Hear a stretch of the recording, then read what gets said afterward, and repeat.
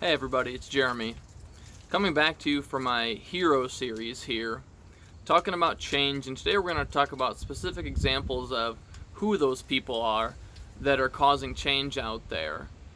So let's start with our American presidents. Many of us Americans would say that we live in the best country in the world, and America's trying to make the world a better place, and certainly to do that we have to make our country a better place. So let's look at the elections that have happened. So I was coming of age when Obama was becoming president. He was the first president to ever caucus for. It was the winter of 2007-2008. I was 17 and a half, and I was just old enough to caucus. And one of my friends was all about Obama, and I thought, he'll bring good change. His campaign slogan was hope.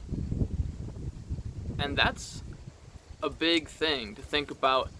The main purpose of his campaign was to bring hope, which makes you wonder, why was the world in such a hopeless place before that? What did George W. Bush or Clinton do, not to get politically divisive here, but what did they do that the world needed so much hope? Certainly the war on terror and all the troops going to the Middle East was a terrible thing, certainly. So he was promising hope. That was his campaign slogan. He was promising hope. I remember going to the rally the night before the election. I was living in Des Moines, and he was right by the Iowa Capitol in that Capitol district, and I remember going to see him, and I think it was it Paul McCartney? No, Bruce Springsteen. Bruce Springsteen was there, and he did an Obama impression. It was all good, but hope was the reason why Obama was elected, and there's a lot of social change promised, and certainly there was a lot of social change. He was the president that got through the same-sex marriages. The slogan at the time for many same-sex couples was "Love wins."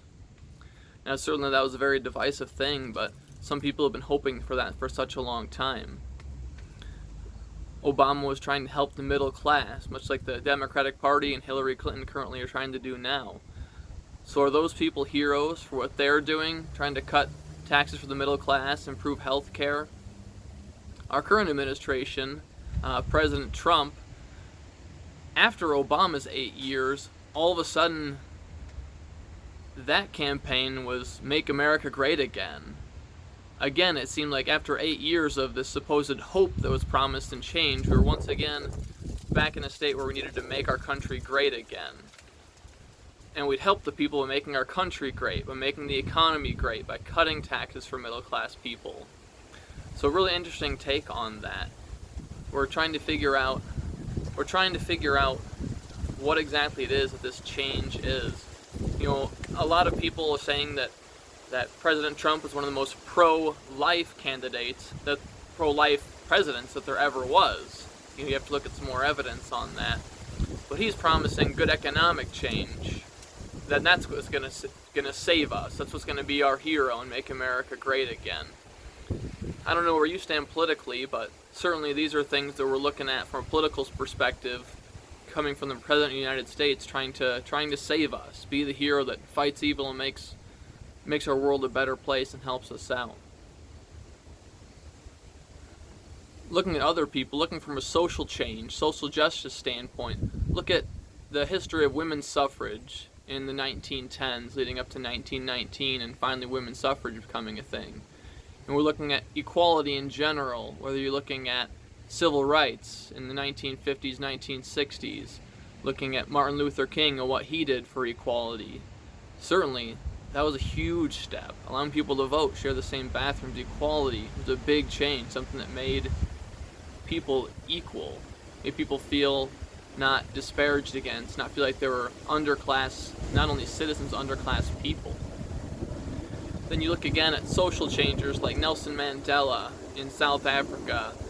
A lot of people would say that he's a hero. I think that many people would agree that he was a hero. I can't comment too much on that. I'd have to do some more reading and learn more about him. But certainly we have those people they're calling for equality.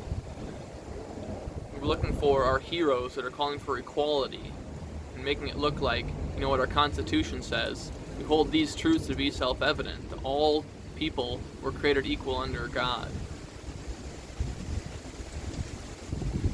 other institutions we're looking at. If we're looking for heroes, maybe you look at the church. Certainly there's a bad rap right now. I hope all of you have read Bishop Barron's book, Letter to a Suffering Church, where the church is doing its best to inspire hope, inspiring the message of Jesus Christ, of love, and that there's a God that's out there that looks after you, and he's doing so much for you, has done in the past and is today.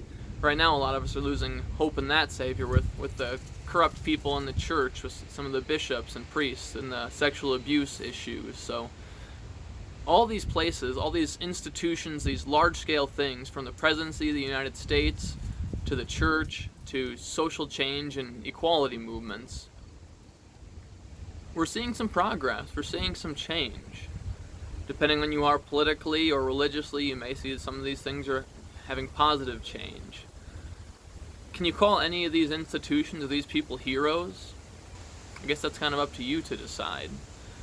Leave some comments below.